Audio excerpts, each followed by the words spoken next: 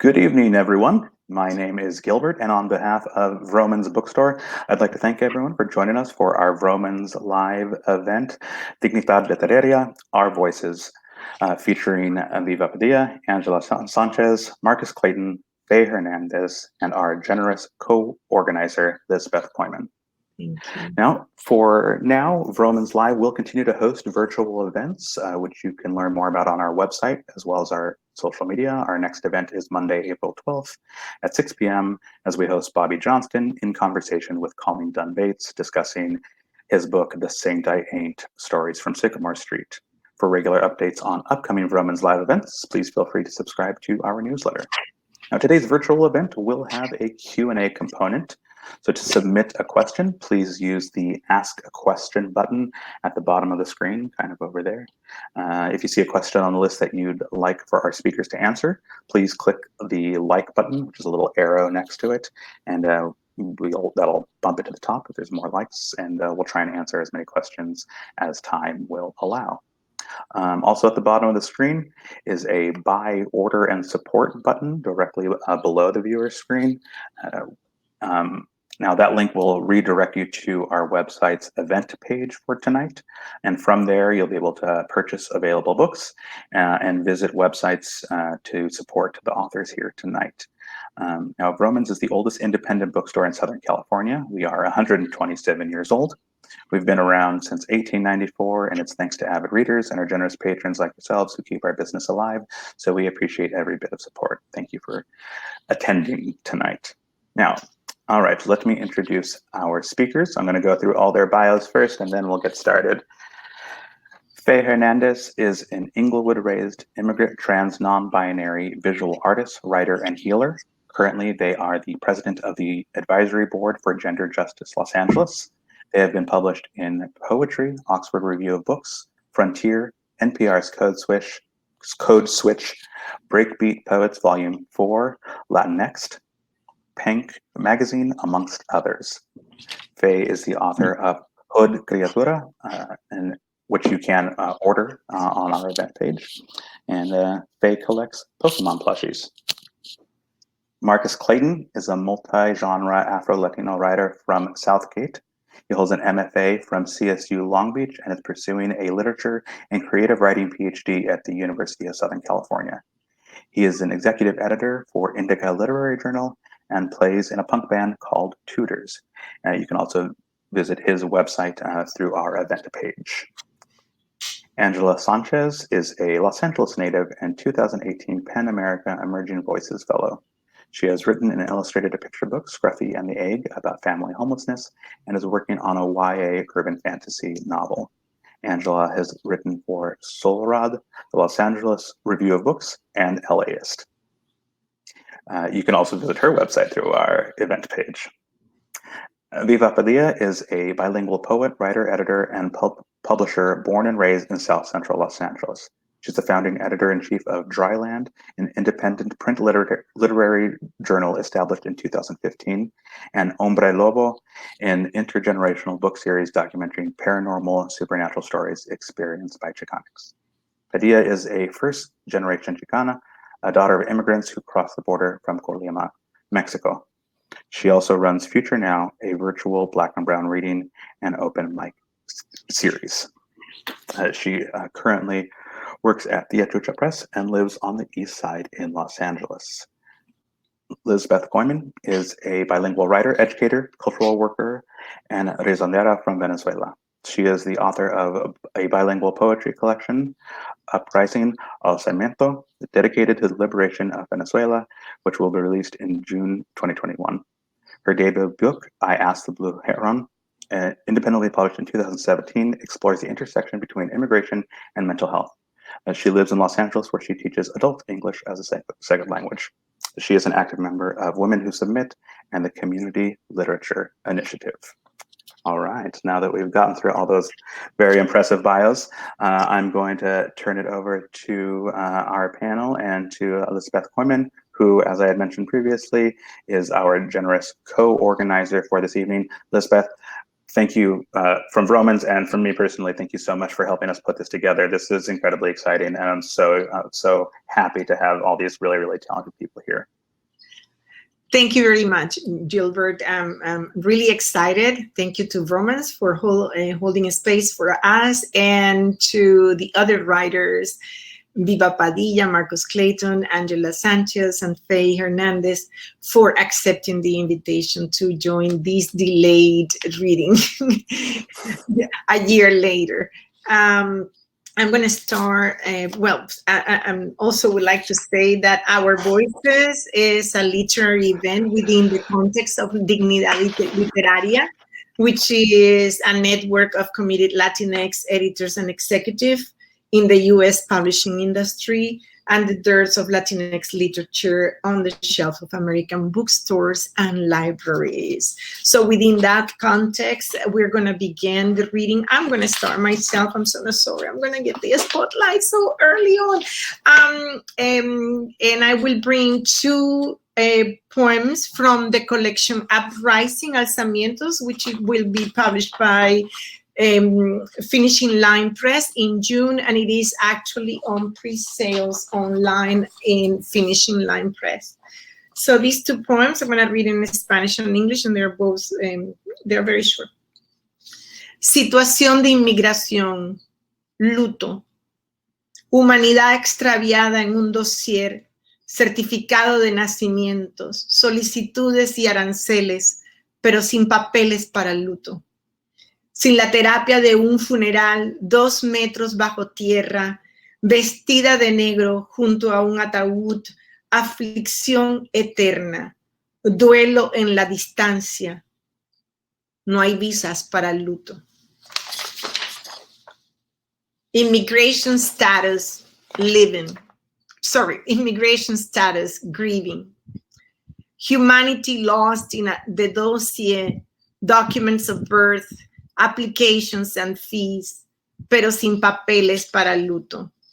Without the therapy of a funeral, no 6 feet deep burials, dressed in black next to a casket, mourning forever, grieving in the distance, no visas for grieving.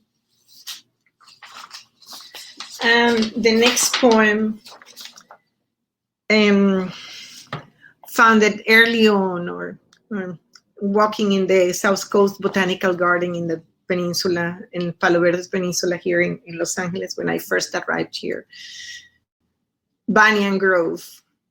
The massive Moreton Bay fig tree stands at the center of this man-made system of superficial roots, growing fast, robust, displaced in a foreign land.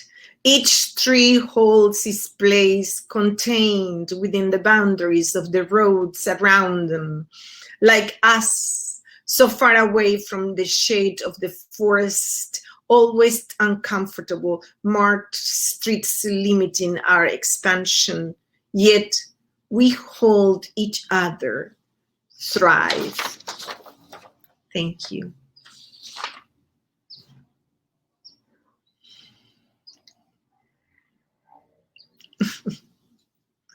I can hear you if you want to take the mutes on and keep snapping. Caps to that.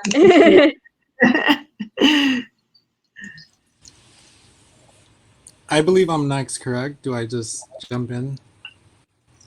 Yes, I guess. Okay, great. Les voy a leer un poema en español. Acabo de traducir uno de mis poemas que es más reconocido, but I hope you guys enjoy it. Diosa serpiente. Hay una mujer debajo del desborde de mi cuerpo masculino. Ella empuja mis caderas para resucitar de su sepulcro. Cosquillea mi garganta y mi lengua para encontrar manera de carcajearse y buscar la manera fuera de mí. Mi padre no sabe que soy su hija, que esta mujer sola ha criado colonias dentro de mí. Esta mujer quiere que mi padre vea a todas las mujeres dentro de mí, aun cuando caen rendidas a diario con la guerra que es vivir. Ella es una hechicera que hace que nazcan árboles de semilla. Es la bruja que cura la ignorancia con tés de hierbabuena. Ella es la soldada que comanda a las mujeres dentro de mí que se protejan, que carguen pistolas en vez de cargar con hombres idiotas. Ella es de ojos grandes, es gorda y negra y café, de labios grandes, tonos de las primeras madres indígenas. Una vez, les cuento, cuando era niño corría yo en círculos hasta marearme, para poder verla sentada en su trono, con sus alas guardadas, mientras que las mujeres dentro de mí cargaban mi útero como si fuera una diosa con necesidad de ser cargada. Estas mujeres dentro de mí metían sus rezos y sueños en mi matriz para que yo sobreviviera. Me sumergían en aguas saladas durante noches tormentosas, conflictivas hacia mi género, o discordia con mi cuerpo gordo o flaco, atorado entre hombre y mujer, madre y guerrero. Fue en noches con tempestad que llegó una señal del cielo. Me miré a mí misma volando del sol lejano, sosteniendo un espejo a mi cara. Mi ser más alto me mostró mi triste reflexión. Mi cara morbosa y no era la cara de la reina de la luna que yo sé que era. Rastrillo en garra, rasuré la jaula que me mantenía atrapada. Mi boca se abrió como la de un cuervo para gritar. Me puse colorete rojo. Tomé Biblias de alrededor del mundo y las reescribí de nuevo con el poder femenino, el poder sexual al frente, y les victorié a las mujeres dentro de mí unas coronas de oro con plumas de fénix. El plumaje de mi pelo salvaje, alas abiertas, aterricé por mí y clavé mis garras en mi propio corazón para ganar y por fin terminar esta guerra. Mi cuerpo es su cuerpo, tal y como es. Camino a mi trono, completamente alineada con la barba que tengo, con mis caderas de mujeres, mi matriz invisible tal y como está. Y las mujeres dentro de mí, gis en mano contra pizarrón, estudiando astrología, matemáticas, números y documentando sueños proféticos, todo para darme razón, darme la fuerza, la clave del universo para descubrir el misterio de cómo hoy día soy completa, una mujer tal y como soy en el cuerpo en el que habito. Y cómo le diré a mi padre que soy su hija, soy su hija, soy su hija. That's my first poem. Thank you for listening. I'm going to do one more because I know we have 7 minutes allotted and I want to fill up my 7 juicy minutes. I think I got like 3, so here it goes. Yeah. My lover fears me. I guess there was too much Selena in my walk, too much beady beady bomb bomb bitch. I guess there was too much Frank Ocean in my loving. I guess I was too much Storm in the summer. Nah, I was too much sugar on the tongue. I was too much spirit. I was too many ancestors in a room. To all of these hetero-flexible fuckboys that thought they loved me, I'm a threat. These beautiful soil brown eyes are a pending earthquake, a possession. These lips are a wild detour, a wild harvest, and this love is a caution sign. It is a red light. They're clearly not used to the ways of the earth. The way my lovin' can swoop them in one touch like wind. They are not used to a transient love like sound bath or universe energy. They are not used to the howling woman on my tongue, not used to myth being truth. Of course I'm a threat. Let's take it back a notch. These men are colonized entities. They fear the Pima Indian in me, the eagle, the flight, the ritual of me. Fear the too bare earth child, the too savage in me, the too taramara in me, the too masculine female combine, the too healer and warrior in me. And they tried to sever me, slice me with their love like a colonial silver sword, but with my too much select, too much Frank Ocean in my loving being, too much storm in the summer, this trans body broke a fragile masculinity. I am the reason why men build walls, borders on their fingertips. I am the reason why men don't cry, don't open up to men. This queer body will always be danger, a disease, a howling spirit, awakening, awakening, awakening, and God forbid I awaken a man. if my mom taught me one thing, is that I am beautiful just as I am. And sadly, I and other people like me will always be the reason why silence is the only way men know how to love sometimes. Thank you all for having me.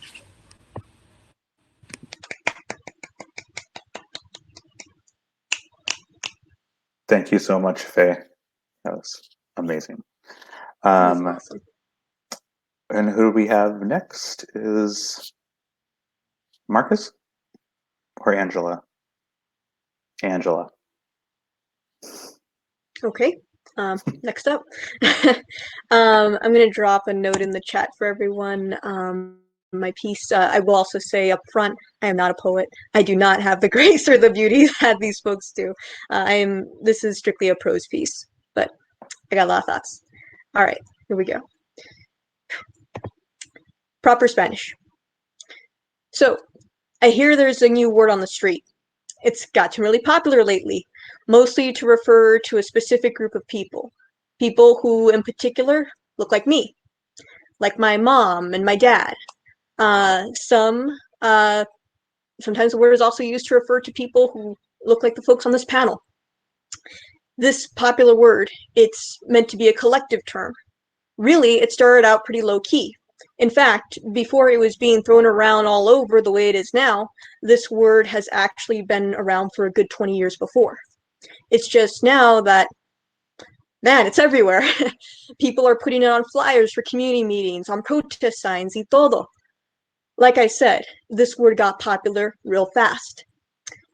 What's weird is that some of the people in our community don't much like this word.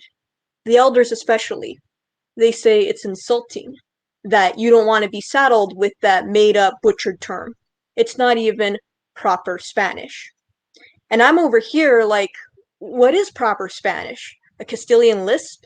The proper conjugation of vosotros?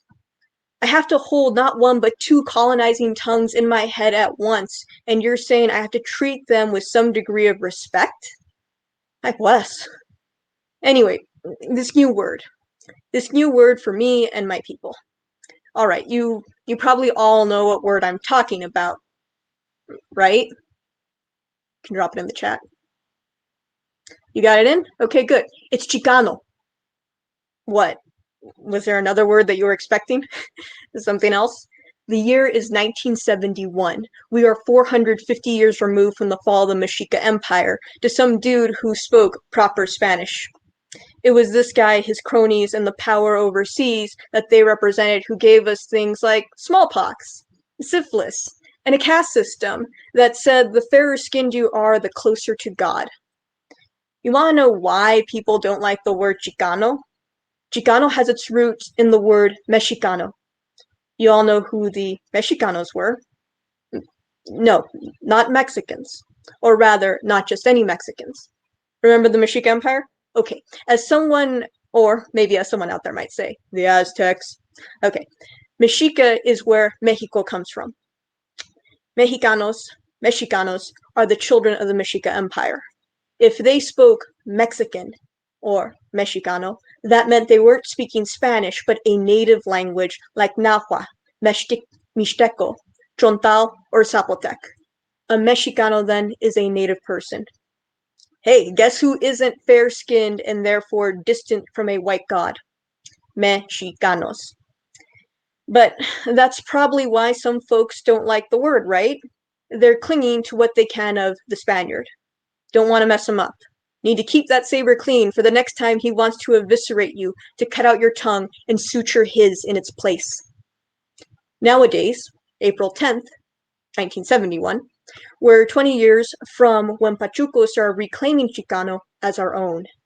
To be proud of our skin, our imperfect tongues, our demands for decency, equality, and dignity.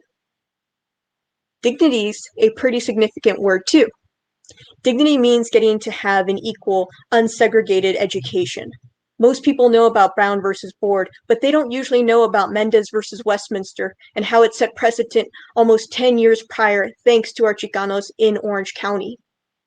Dignity means getting to be represented as how you see yourself, not how the creators of Frito Bandito see you as some caricature standing on American dirt. Dignity means having your voice heard. If you're good enough to be cannon fodder in Nam, then you're good enough to hold office, to demand basic civil and human rights. It was just last summer that LA Times journalist Ruben Salazar was killed at the Silver Dollar Bar. He was on break from reporting on the Chicano moratorium before being shot in the head with a tear gas canister, the kind cops use for barricades and not crowds. Who is Chicano, and what is it that Chicanos want? Dignity is a good start. But I also don't think Chicano is a perfect word. Let's face it, there are other brown people at these marches who were never Mexicano either. They're from Guatemala, El Salvador, Puerto Rico, Brazil, all these other places that share a history of colonization and are just as hungry for a seat at the table. The word Chicano also doesn't include Dolores Huerta. Oh, I know that when Dolores stands by herself or maybe hangs out with a group of her girlfriends, which probably includes Virginia Musquez and Guadalupe Briseño, they can all be called Chicanas. But the second Cesar Chavez or David Sánchez rolls up, they're all Chicanos. Voices, identities are swallowed up and asked to conform to the dominant presence in the room. Wasn't that what we were pushing back against in the first place? What about people like me who question the gender binary, or some of my friends who don't even identify with the male or female? They're not Chicano or Chicana. There is no space for them because they are more fluid with their gender. To be marginalized within a marginalized community, it's like getting stuffed deeper and deeper into the confines of a messed up Russian doll that's more like an Iron Maiden. And the only thing seen on the outside is another masculine oppressor. But this time, it's from our own. Chicano. I'd rather cross out that O, straight up exit out. Then people could fill in with whatever they needed. Oh, but I can hear it now too. That's not proper Spanish. Proper Spanish is what got us here in the first place. Rude awakening. But if you're using words like cacahuate instead of mani, or nopal instead of cacto, you're probably giving up on proper Spanish too. And don't get me started on the word avocado. We will eventually find our pinche palabra perfecta. But let's do it with the inclusion of all our Chicanexes. Thank you. Excellent. Thank you so much, Angela. All right. Next up is Marcus Clayton. Marcus. Thank you very much. Thank all y'all for reading. This has been wonderful so far. I'm going to read something relatively experimental, relatively being an operative word. I wrote a poem or a prose. I don't know what it is, but I'm going to read it to you. It's a reflection on a time I felt very hyper visible in front of some white people. I changed some stuff around from reality. That's how things go. I was gonna have a whole spiel about like how this connects to other things I'm working on, but no context is more fun, isn't it? So, Costa Rica and Panama share a Portland hotel. Costa Rica is buried in silhouettes like a baby blue blanket blackened by age. Costa Rica's feet inert like stones. Costa Rica's voice a whisper skating along the walls of an abandoned cavern. Panama has hips for days. Lights escutadas on fire when the blondes come knocking. Panama's voice is so loud that lights dim in cowardice. Panama bends his English, lets cracks in his words become Spanish flies, lets the American crowd around and claw at his ESL cock. Costa Rica knows English better than the mother tongue. Costa Rica cannot speak the mother tongue. Costa Rica hides the mother tongue. Costa Rica cannot work his lips like Panama. Costa Rica is afraid the crowds will look at his hips and compare them to Panama, afraid his hips are broken English, afraid Panama is fluent for the blondes. Costa Rica hates the dance floor. Costa Rica hides at the bar because the dance floor is lava. Costa Rica hides under cover of strangers' shoulders, his perfect English drowned out by murmurs of Paloma and Tequila Sunrise and Mezcal and Mojito spoken by Americans who bend their tongue better than Costa Rica. Panama dances.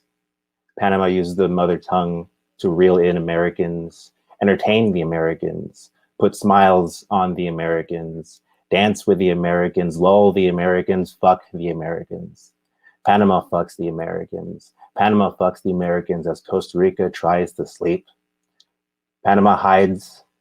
Panama hips amaze Americans as the wood creaks and swivels, as the sheets ruffle and fall over the edge of a bunk bed. Costa Rica sees the sky fall from the bottom bunk. Panama catches the sky despite Americans. Panama others Americans with his tongue. Panama others their ears, their skin, their pussy. Panama comes on Americans. Panama comes in Americans. Costa Rica cannot sleep. Costa Rica waits until Portland is completely cloaked in night. Waits until no one can see him the way he is used to, the way things are, and he walks. Costa Rica finds bars pregnant with only booze and barflies, where dance floors are stillbirths. Costa Rica does not use his perfect English for the Americans. They sit with ale, holding their hands the way life never did. Costa Rica watches American skin wriggle. Costa Rica knows the Americans do not know what words will come out of his mouth, how to react to them, how to treat them, kindness, mockery, something veiled. Costa Rica does not want it any other way. Costa Rica is comfortable in the discomfort. Costa Rica is comfortable letting the second and third ale pull his voice out of his throat. Costa Rica's voice is now brighter than Panama. Costa Rica's voice terrorizes the light. Costa Rica's voice is comfortable drowning Americans. Costa Rica's tongue is a knife that cuts American ears, American skin, American cocks. Costa Rica is kicked out by Americans at last call. His stomach with no more room for ale. Leftover alcohol spills into his brain. Costa Rica's blade dulls in the Portland rain. Costa Rica's words slur, become a crash. His hips imbalanced in puddles. Costa Rica stuffs his mouth with American food to sop up the ale, but Costa Rica's stomach rejects American. Costa Rica's mouth coats Portland's concrete with his poisoned body. Costa Rica is not in trouble. The rains clean up after the mess. Costa Rica watches his puke carried by the moats into gutters, baptize the sewers. Costa Rica follows the trail of dysentery to Burnside Bridge. Costa Rica looks over the stone barrier into the water, the sky's torrent captured and made small by the ocean below, melded into a single body without judgment. Costa Rica wants that unity. Costa Rica climbs over the stone and hangs off the edge of the bridge. Costa Rica is held back from the water by wind. Then his hips thrust his inebriated bones into the black and blue. Costa Rica is below Portland. He knew this already, but his body becomes water. His lungs collect the sea like gasoline. His words become air bubbles that Americans understand better than the mother tongue. Costa Rica opens his eyes on dry land, surrounded by Americans who understood the air bubbles. Costa Rica basks in the forest of Americans, the oxygen bathed inside his chest. Costa Rica's perfect English has better dance moves than his own hips. That's all I got for you. Thank you, Marcus. That was fantastic. And then next up, we have Viva Padilla. Viva.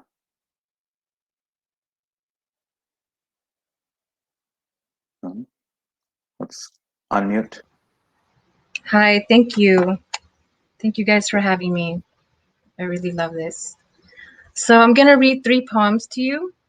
I'm going to read Utilizing Google Maps to Triangulate the Course of My Desmadre Over the Years. That's my first poem. And this is something I wrote during the pandemic last year.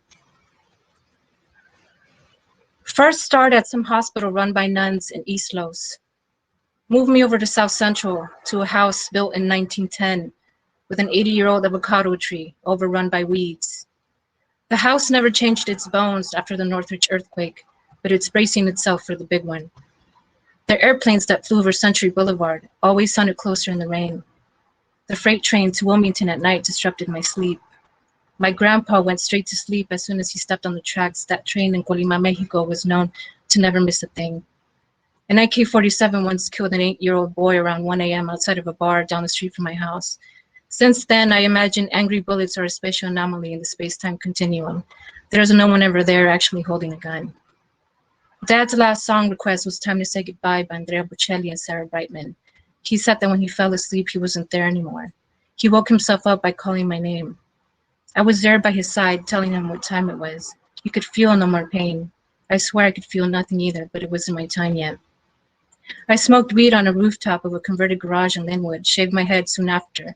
The city blamed it on the coming and going of freight trucks, stolen panties from the seats of truck drivers, and Little Caesars being the worst pizza you can't eat because you can't eat it the next day. In Torrance, I threw a Halloween party in a barn in a backyard. No one could hear it from the street. No one lived on those streets anyway, I suspected. There's no way to know now. One night, many nights, truck bed, trying to find stars. Wandered to who knows where, there's no way to know now.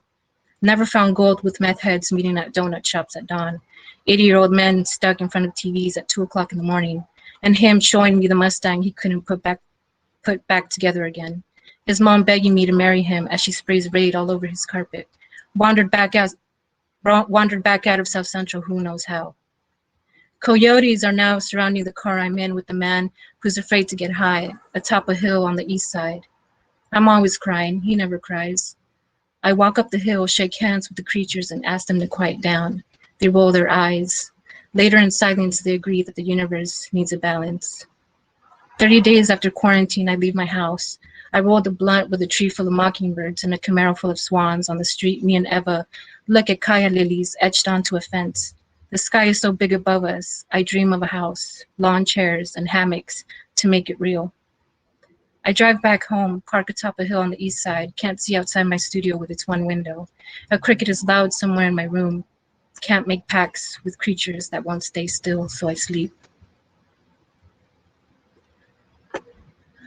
So that is the first one. I may have to disconnect from my headset because it's giving me problems. So I'm sorry. I'm gonna have to just do that real quick. Hopefully there's no problem. Go for it, no problem. We'll wait a second, and you're Okay, back. I'm back. Okay. Okay. Next up. La extranjera. Sola por las calles camino, la extranjera soy. Me dicen que merezco esto, que en todos lados menos en misa estoy. Me dieron vida en Sur Centro, Los Ángeles, en América, donde las esquinas me ofrecen lana, donde si quiero mujer soy 40 veces al día, donde en la casa no hay casa, donde la familia vendió todo menos la madera del techo que tiene artritis ya. Dicen que por allí en Tecomán, cuerpos muertos no hablan por días, pero acá, cuerpos vivos no hablan por años. De uno se infectó al otro por esta glotona de drogas. No me encuentro aquí, ni allá, ni en la luna. Tiene que haber un lugar para mí, me han dicho. Tiene que haber un lugar para mi alma, he oído. So, and last one, also in Spanish. Sueño americano ni que nada. Dedicated to my dad. Crossed the border twice. Cargaste tus huesos como maletas de hierro sobre arena y sangre. La oscuridad te escondió y al calor. Un gran ojo mecánico te encontró, te pellizcó, como si fueras zancudo. Y en una hora cruzó todo el terreno que en una semana ya casi te reclamó. Papá, ¿de qué soñabas? Si para ellos eras hombre a bolsa de rocas, no eras montaña. Acá las montañas las matan, no conviven con los cosmos. Se convierten en carreteras o tierra. Ah, sí, regresaste. Y esta vez te hicieron tierra. Te sacaron lo que te regaló el grito del sol y te dejaron seco, polvo, tirado, tumba, pero más americano que nunca. Me iré a Coquimatlán, a tu rancho, a regresar a este maldito sueño y allí yo olvidarlo. Thank you so much. I appreciate it. Have a great evening, rest of your evening, guys. Thank you so much. Thank you to everybody. All absolutely fantastic. Oh man, I'm pretty in awe of everything that was just read. So just a reminder to everybody that's tuned in right now, you can ask questions. There's an Ask a Question button down at the bottom of the screen. Click on there, type in your question, and we can go ahead and try and get to that.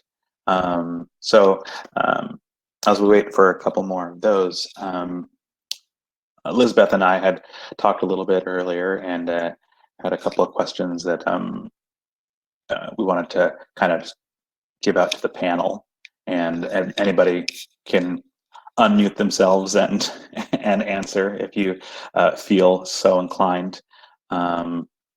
So I'll go ahead and ask the first one, and Elizabeth, you can ask the next one or any of the other ones if you'd like. So what do you feel your role as writers are in these times of in pandemic and social and political unrest, and how does being Latinx affect that role? Anybody?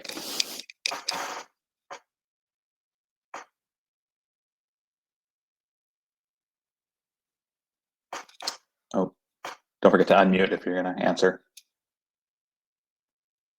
I can see your lips moving, Viva, but I cannot hear you. No.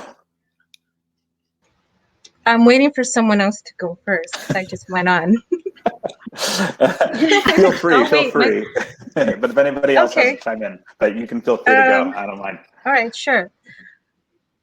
Well, first of all, I don't consider myself to be Latinx, so I just want to make that clear. I don't think Latinx kind of, tells anybody about my family struggle. It doesn't really show you my roots. It doesn't tell you what I'm about. I don't subscribe to being Latina either. I subscribe to being Chicana, or you can call me Mexican or Mesoamerican. You can call me any of those things, but I don't call myself Latinx. So I think the most important thing is to not erase those real struggles that we have. So my family came from Mexico, and that's not the same thing as like coming from Guatemala. It's not the same as coming from El Salvador. It's not coming, it's not all the same. So I can't say I'm Latinx because it's all so different. So I think during these times, what's really important is to be louder about that and be more about it. So I heard Angela talk about Rubén Salazar. And yes, let's talk more about Rubén Salazar. Let's talk more about the contributions of brown people, Black people, Asian American people. We need to be louder about these things. So I think like during times of unrest, during times of pandemic, it can be easy to just shut down and just not say anything, just hide away and just forget about the world. But I think it's the toughest time to be a poet. And I think you do have to be tough to stay, to stay within the realm of poetry. You got to keep writing. You got to stick to your convictions, to your ideals, to your beliefs, because as poets, you're building the future. You're bringing forth a future, because I feel like we create what the future is going to care about, and we that's our power, and we can't ever give that power to like imperialists, to colonizers, to capitalists. We can't do that. So we have to be louder about who we are and where we come from and what we stand for, and keep disrupting that, keep resisting it. So that's my take on that. Okay. Anybody wants to add anything else? Sure, I'm happy to jump in on this one a bit more. Okay, Angela. Yeah, so thank you, Gilbert, for asking the question too. It's a very big and meaty one. It's something to really start out with. So I'll try and answer it in maybe a couple of different parts. So the first part of your question was why is it important to be a writer right now, and then navigating not only this space but also in light of, honestly, I feel like civil unrest is also ongoing. I don't necessarily feel that just because it's catching national or public attention doesn't mean that it hasn't been happening for decades or rather centuries. So I would say the first part, again, not a poet, strictly putting my thoughts on, well, sometimes digital paper, actual paper. And so I would say as a writer, it's one way of, for me personally, keeping myself sane, getting my thoughts down at a point where I can go back and reflect on them and also have that space. I also shirk away from necessarily always self-identifying as a writer too, because honestly, the only reason I still identify as one is because it hasn't gotten beaten out of me. And I feel like for a lot of people, creativity is something that is beaten out of you by the people in your life from when you're a child. When you're told for the first time, artists don't make money, or what are you going to do with that? How is that a real skill? And so I honestly believe anyone out there has the capacity to be a writer. And whether you write every day or once a year, whatever it is, you are putting something out there, and it's one way to communicate your ideas and interact with the world. There are so many other avenues of creativity too.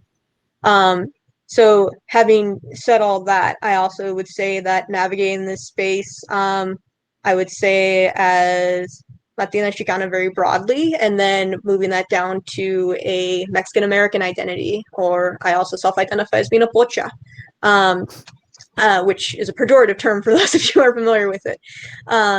But I would say that is of itself its own very specific identity, and reflecting on the way that where I am placed within, let's say, on top of a cliff in a larger canyon of everything that's happening. I can only offer my one perspective, and also what my own family has gone through generations to honestly get rid of quote unquote proper Spanish from our tongue, and to also then see my positioning from certain points of privilege as well as disadvantage. And I think that speaking more broadly of our community, we are a multi-ethnic racial group, or excuse me, we are a multiracial ethnic group. I got that one backwards, excuse me. And so there are different points from which we are each exploring what's going on. And honestly, I think that there is a lot of internalized racism that is very clear and still present within our, I'm going to say Latinx, sorry, Viva, a broader Latinx community. And it is something that is, it's still a struggle. The fact that people are arguing over things like whether or not to X out the O, you know, to me is just, it speaks volumes to also the way that we have internalized homophobia. But it's, I think that we are at a very interesting nexus where we are both oppressed and oppressor, and how we level this against each other, against others, and perpetuate white racism is something very much that is coming to the fore. And I think that it's something that our community is now having more open discussions about. And for better or worse, I think it's honestly a good time to be alive and be able to contribute to these spaces. Thank you, Angela. And Marcos, Faye, do you have anything to add? I would say for myself that it seems that any term that I would use to identify myself, being Latinx or Afro-Latina, even Venezuelan, has to be defended or argumented. I have to prove my Venezuelanship, so to say, to people who expect me to have a Spanish-sounding name and not an Anglo-sounding name. And therefore, because my name sounds Anglo, I should be.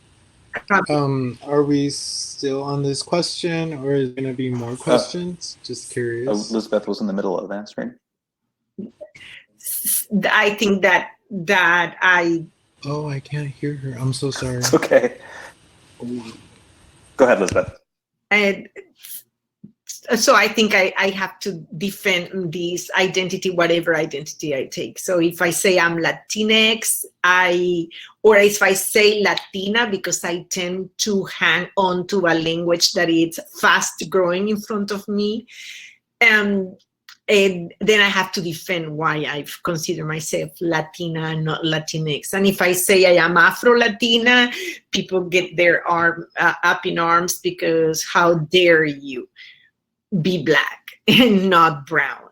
So it's always a matter of defending myself against whatever term I decide to use. Now, as the role, these identify my reaction or my role in during the pandemic and during this ongoing situation of political and social unrest, not only here, but I obey in my heart to two lands, right? So I'm experiencing political and social unrest here, and with another piece of me so far away. So I cannot be a writer, a poet all the time, trying to react in a way to what's going on. Sometimes I just have to assume that I'm human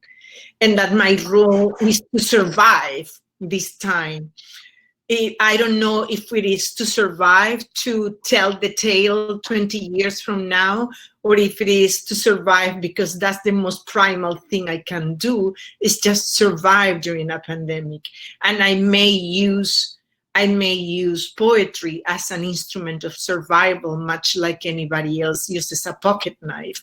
So yes, my role as a poet is survive first as a human, and then see what comes next. I don't know, because I don't think I have survived yet. Excellent. Okay. Marcus, did you have a weigh-in on that? Yeah. Did we lose Faye, first of all? I think we did. I'm texting with them right now. Yeah. But go ahead and answer, and I'll give you an update once you're done. Yes. Hopefully they'll come back. Yeah, I agree with all this 100%. I think primarily as writers, and I kind of group writers, writers, poets, artists, if you will, painters, whatever, graffiti artists, whatever. We have this job to preserve histories in a way. We have the means to create narratives around our own specific identities and our own, experiences throughout, what we're going through, and especially now in a pandemic. It's not just we are bogged down by a plague. We are seeing the effects of racism. We're seeing the effects of capitalism, the effects of just various hardships that bring down not only the country, but also us as individuals, how we are targeted in a way in terms of almost extinction, if you will. So something that I study a lot too is, the idea of histories being lost, especially in the hands of, white folk, colonizers, what have you.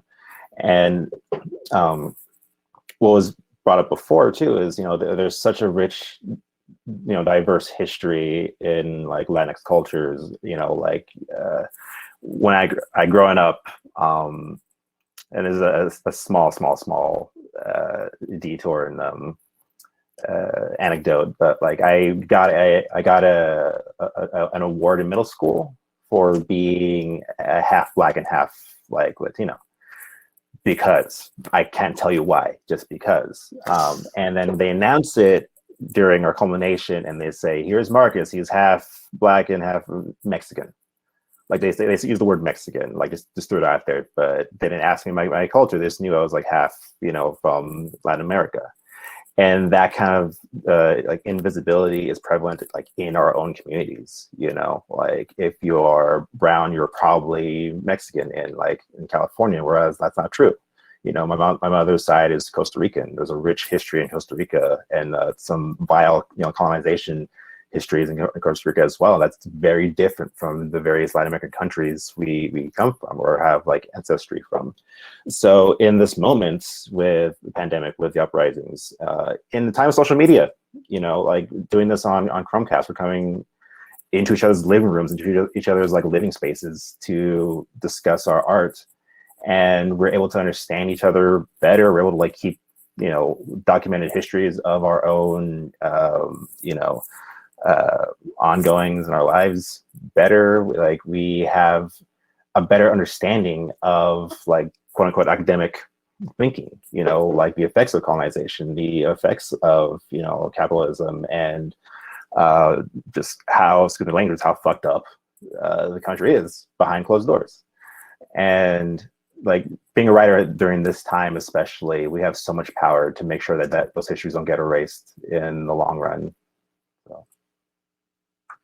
Thank you, Marcus. Faye, we got you back over there. Did you have anything to add to it? I want to make sure to give you an opportunity. Just wanted, Lisbeth, sorry about that. You were not on my screen. It didn't show that you were talking. So sorry. What I wanted to add to that, just quickly, is I think it's also like, yes, the power of writing, the importance of it, the ways in which we can historicize things that are being stripped from us on a day-to-day basis. But I also think writing, and I think for me personally, writing and my ancestors kind of coming through in like what I'm doing, and this includes the transatlantic ancestors, it includes the Pima and the Tarahumara peoples that I can kind of venture out in my own lineage, understanding my own Mexicanidad and its own complexities. And they're like, are you resting? Like, are you okay?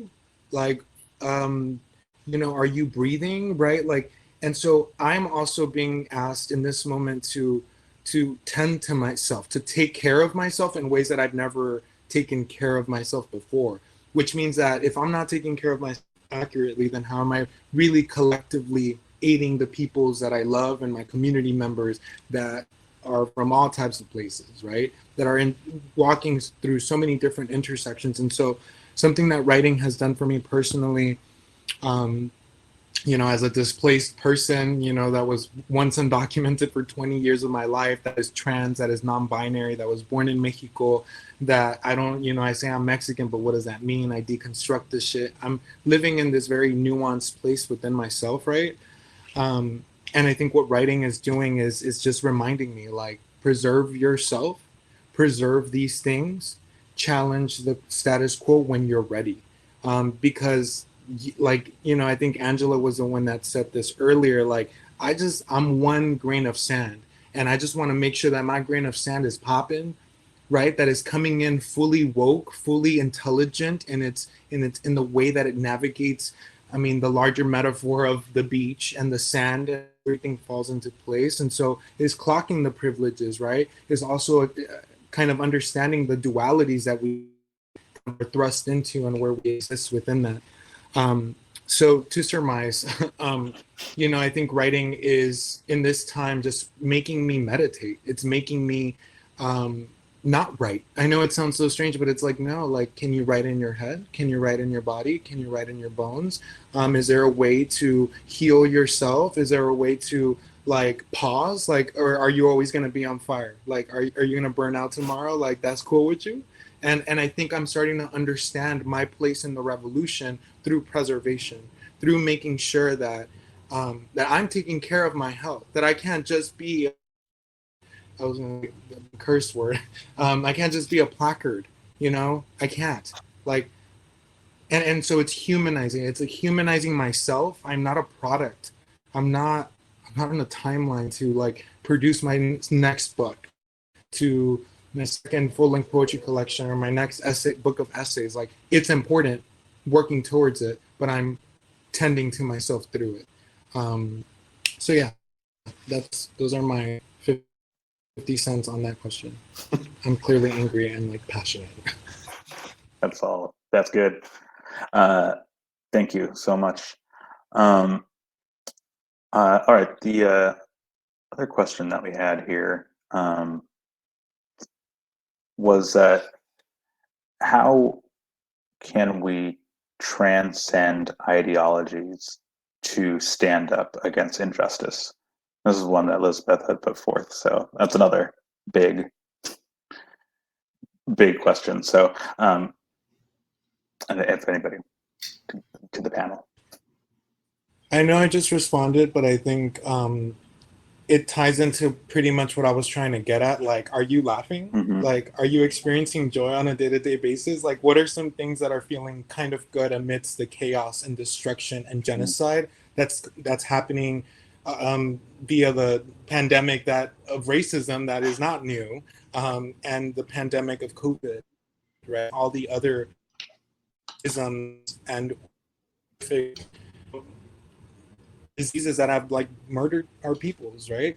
And by our peoples, I'm not talking about Latinx people. Like, I'm talking about people in general, like Black folk, Asian folk, like trans people. Like, so I know it's a very dense question. This idea of like, how do we transcend ideology, right? And as in search for justice. And I believe, right, through the meditations in my bones, the poetry happening in my soul as I'm learning to breathe is like, if you laughed today, if you gave yourself permission to be gentle and tender, you just kicked some major ass.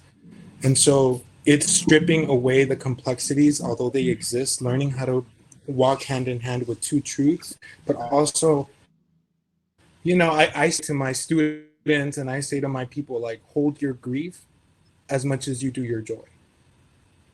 And that's it. That's great. I do kind of want to build on that. Yeah, if go that's for all it.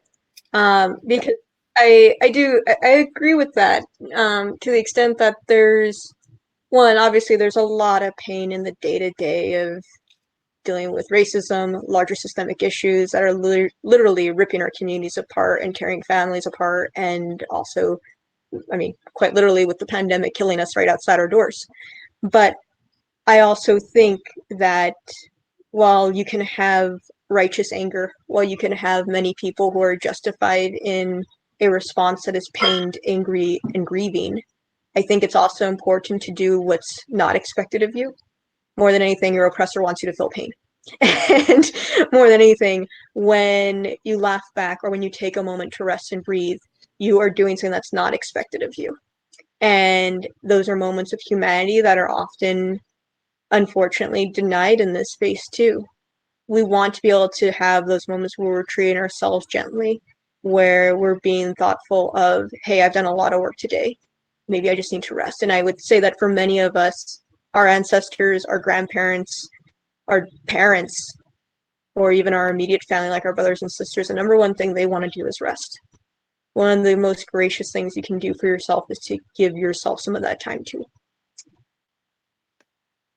So, I'm sorry, Faye wasn't around to hear that. And I think we might have lost them again. Great answer. We'll get back on. Anybody else?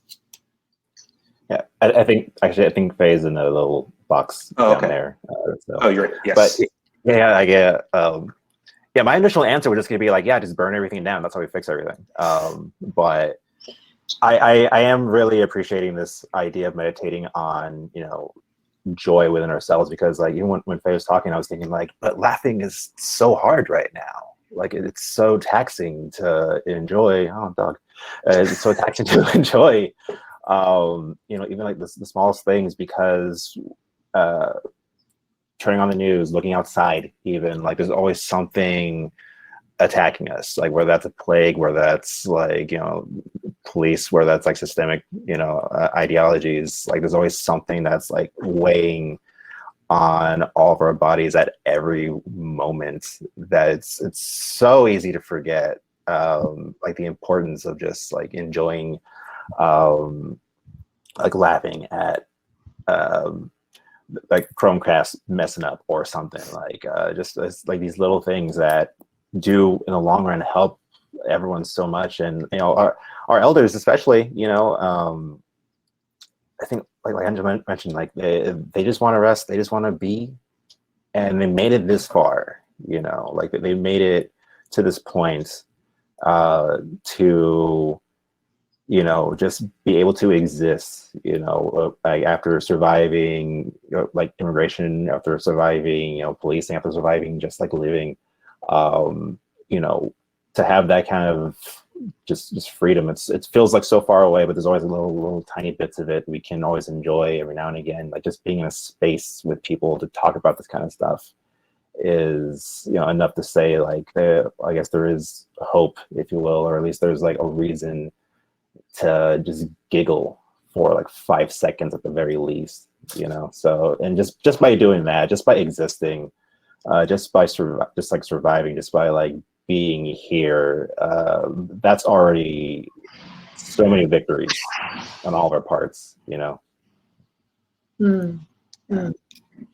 Yeah, I didn't think much about the meditative part of it, the retrospecting part of it. I thought more as a looking into the humanity of the issues as opposed as political issues. What is the ultimate problem that is we have as humanity, that people are dying, either because there is a pandemic or because there are actual murders committed by people who are supposed to defend us, or because there are actual murders committed by a government or a form of government in another country.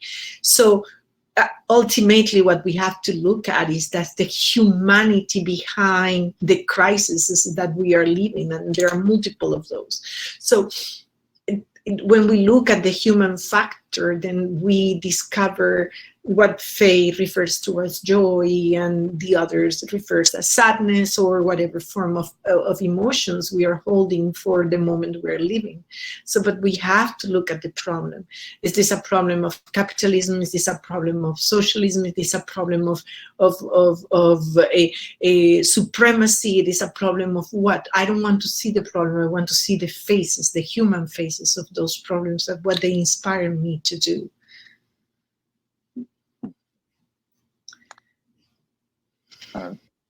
Viva, please. There you go. Yeah, to add to the conversation, I definitely think that we're living in a very crucial time and a very crucial moment where we have to decide what side we're on. We can't let the fascists win. We can't let the U.S. empire continue their centuries of cruelty and brutality. But we cannot allow either in any other country. If we are liberated, there's still millions of people in other countries and under other ideologies. I'm sorry, Lisbeth. You had your time to speak. I'm gonna continue on with my thoughts. Sorry about that. Okay. So I think that we're living in a really crucial time. So, I mean, we have to kind of take on this kind of warriorship. And I kind of want to use the term that Roberto Lobato, the co-founder of Dignidad Literaria, presented. And he said poet warriorship, which is to take on this millenary thinking, where it's like, how can we completely take this down, take down the US empire, where they're no longer killing other people in other countries, where they're no longer killing us in our own country, we're living under this beast. And so it's hard to see what's going on. But I think like we need to decide now for ourselves, like what side are we on? Are we on the side of like building for the future, this millenary thinking, this 1,000-year plan?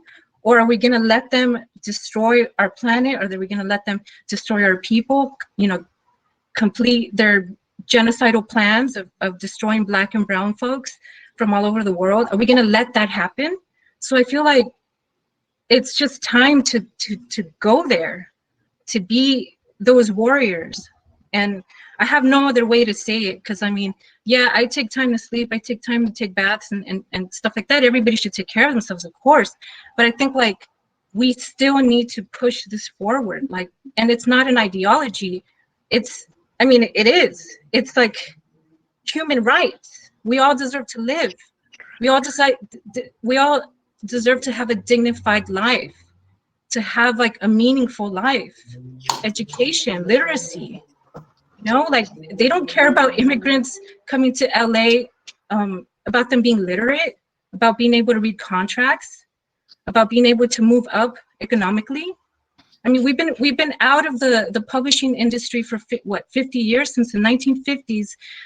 Random House, one of the biggest publishers in the United States, has published 97% white people, and they've only published like 3% Black people, and then like 1% POC and Native American people, you know, Mexican people. So it's like we're fighting against this very crazy large beast. So it's time to bring it forward, like our warriorship.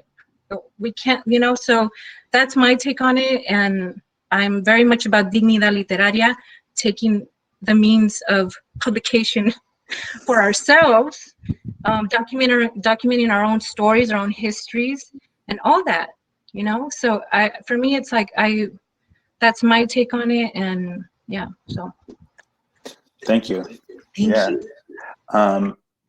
As we reach kind of towards the end of our time here, and we haven't even really get to touch on, there was only a couple of questions, and I think they were directed at certain people. So if you want to take a look at the Ask a Questions for any of you, the panelists here, you can actually type in your answer if you'd like, just because I don't think we'll have enough time to expound on anything at this point. But I do want to say that I really, really appreciate everyone participating in this. And for me, as someone who's tried to navigate the world of the book world, and which is a microcosm of the publishing world, for the last almost 20 years, I just want to be able to do what I can as well in the position that I have to make sure that we can have these spaces, that we can have these times to make sure that those of us who need to have our voices heard are heard. And for me, that's personally, I truly appreciate each and every one of you for taking the time out of your day to participate in this and to have others hear you. So thank you. With that, I want to thank everybody who tuned in tonight to hear these great voices and to hear all these amazing words that they have written. And like you said, you can click on that button down there at the bottom. That'll take you to our event page. Some of the books are available for purchase and for order. You can also make sure to use to find the websites for the other authors here, where you can also get updates and purchase other things through those means as well. So with that, thank you, Lisbeth, for helping us put this night together. Thank you so much. We really, really appreciate it. And also, I want to say that I don't want this to be, this is not a one-off thing. I want to make sure that when you have new things coming out, we're able to do something. I want to make sure that we, keep an eye out on our updates. I'm hoping maybe we can do some, Instagram live readings with some of you. That'd be something that we're definitely, I would love to have to be a part of. Thank you. Thank you, Thank Lisbeth. you all. Thank you all for accepting the invitation and joining this very well rescheduled event, and a year later. And thank you for taking my call, because you don't know me and I'm the new kitty in town, and you responded, and that I really, really appreciate that. Thank you, Gilbert. I really appreciate your hosting us. It's been a wonderful evening. I apologize to Viva for interrupting. I got inspired. I'm so sorry. And thank you to all the 44 people who have held space with us this afternoon. It's been a pleasure reading for you and answering your questions in the chat. Faye, do you have anything to say to the end? I thought you were raising your hand or something. Okay. Thank you all. Great. Thank you, Lisbeth, Marcus, Angela, Viva, Faye. Thank you, each and every one of you.